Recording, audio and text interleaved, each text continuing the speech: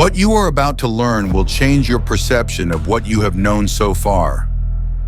We are going to lift the veil of mystery on one of the most mysterious and shocking secrets of ancient Egypt. What if we told you that there were not 3 giant pyramids on the Giza Plateau, but 4? Sounds incredible, doesn't it?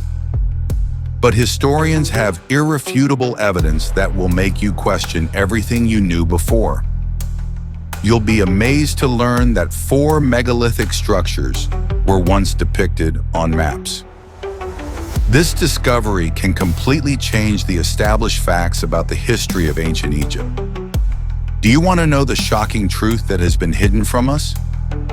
Then you simply must watch this video to the end and be prepared that after that, your world will never be the same again. In the vast sands of Egypt, under the scorching sun of the desert, rise the majestic pyramids, created by the hands of ancient masters. These grandiose structures, erected millennia ago, are rightfully considered one of the most impressive creations of mankind. 3 legendary pyramids, located on the Giza Plateau, bear the names of the great pharaohs, Cheops, Mikarin, and Chephren. However, recently in scientific circles, more and more often sounds a hypothesis that originally on a plateau of Giza could be not 3, but 4 pyramids. This idea, based on the analysis of historical evidence and modern research, has forced scientists and enthusiasts from around the world to go in search of the lost tomb. What else scientists are looking for on the Giza Plateau we told you earlier? To learn about all the mysteries of Egypt, put a like and subscribe to the channel. The main trump card in the hands of supporters of the idea of the Great Quartet is an ancient map drawn up in 1755 years by the Danish cartographer, explorer, and naval captain Frederick Louis Norden. This distinguished scholar, honored with membership in the prestigious Royal Society of London for his achievements in geography, left behind a rich legacy of detailed notes on the countries he visited. In his work on Egypt, Norden mentions 4 pyramids rising in the Nile Valley, 3 light-colored and 1 black. Moreover, the Traveler's Album presents an impressive drawing of the Giza Plateau, on which all 4 structures are clearly visible. It is worth noting that the expedition of Frederick Louis Norden to Egypt in 1737 year was initiated and sponsored by King Christian VI of Denmark. The monarch gave the experienced cartographer, who had already traveled to Italy, Holland, and Malta, the ambitious task of traveling from Egypt to the distant Sudan. Norden, fascinated not only by geography, but also by archaeology, spent this journey in the company of the head of the Egyptian expedition, Pierre-Joseph Leroux Denneval. Together, they were able to study the antiquities and create a detailed map of the famous Giza Plateau. The fruit of their joint efforts was a unique album, Journey from Egypt to Nubia, containing invaluable documents, drawings, and maps. On the pages of this work, one can find about 200 images of monuments, architectural features of buildings, and various installations. Of particular value are the maps, which show not only the structures themselves, but also the captions that allow you to find out what they were called in the distant past.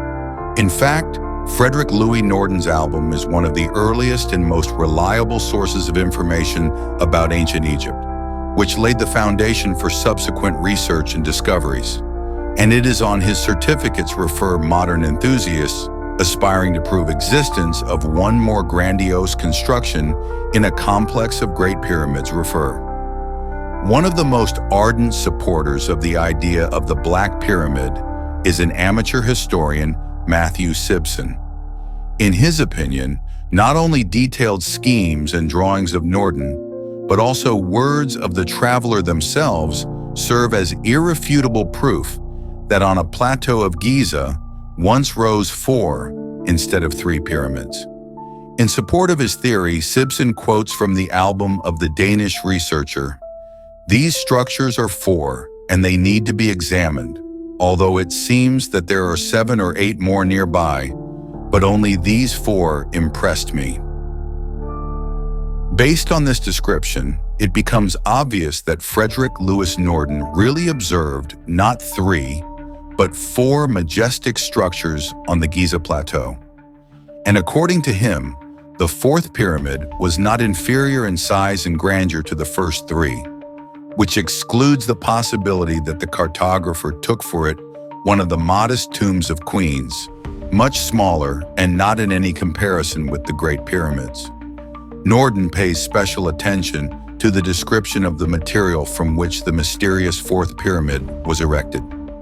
According to him, the stone used in its construction seemed blacker than black granite, which sharply distinguished this construction against the background of the others, its noble and gloomy shade.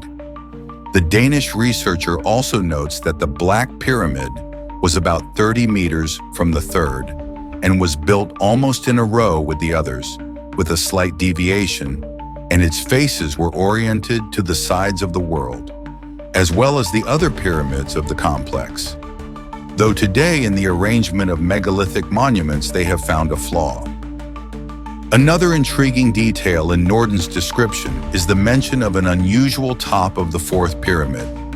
According to the traveler, it was crowned with a huge stone with a flat platform on the very top, which probably served as a kind of pedestal. However, even if this assumption is correct, already in the time of Norden, this pedestal was empty, and about its original purpose remained only a guess.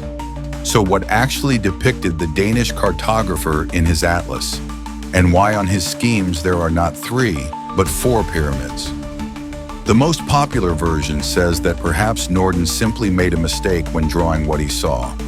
It is not excluded that one of small satellite pyramids, located near the tomb of Menkaure, seemed to him a continuation of a great ridge of ancient Egyptian constructions. But then another question arises. Why the 4th pyramid on the drawings of Norden looks black, while the tombs of the wives of pharaohs are made of the same stone as the main buildings? It is known that once the pyramids were lined with red granite, for which they were nicknamed Red Pyramids. But after the loss of this coating, they acquired their present, familiar to us look. One of the versions is related to possible distortions that arose during the numerous translations of Norden's unique album. This work was originally written in French and then translated into English and other languages of the world. It is possible that in the process of these journeys between languages and cultures, the original meaning of the descriptions was somewhat transformed. Probably the Danish researcher really saw one of the satellite pyramids and noted that it differs from the others. But in the course of translations, this detail has got some other sounding, having generated the legend about Black Pyramid. Another hypothesis, which is considered by experts, suggests that the 4th pyramid really existed in the time of Norden, but was subsequently lost. It is possible that this majestic structure was destroyed or dismantled stone by stone, perhaps due to underestimation of its true historical and cultural value. Some researchers even make a bold assumption that the Giza Plateau could have served as a kind of quarry, and one of the pyramids was used for building materials to erect new buildings in the rapidly growing Cairo. If this version is true, then modern archaeologists and historians perhaps should more closely study the architecture of the Egyptian capital. It is possible that some ancient buildings of Cairo carry fragments of the mysterious 4th pyramid dissolved in the urban landscape. It is to this option inclines enthusiast researcher Matthew Simpson, convinced that the Black Pyramid really existed and stood exactly where it depicted on his maps Norden. Just at the end of the 18th century, not realizing the importance of this ancient monument, the Egyptians dismantled it and used the materials to build new buildings in the sprawling capital. Be that as it may, one thing can be asserted with certainty. Such a grandiose construction as the pyramid could not disappear from the face of the earth without a trace or dissolve into thin air. And to doubt in reliability of manuscripts and maps of Frederick Louis Norden, we have no basis. In fact, he was recognized as one of the best cartographers of his time, awarded with high ranks, posts, and awards. Most likely, the Danish researcher really saw with his own eyes 4 stone giants, but scientists have not yet opened another mystery of antiquity. Despite the fact that Sibson is not a professional historian, but only a passionate enthusiast, he believes that his work, based on the work of Frederick Louis Norden, deserves attention and has a right to exist in the scientific community. However, in academic circles, among archaeologists, Egyptologists, and historians, Sibson's ideas are regarded with a fair share of skepticism. Many experts believe that he is prone to loud statements and sensational theories that are not supported by sufficient evidence, especially since this is not the first time that Matthew has spoken with ambiguous hypotheses.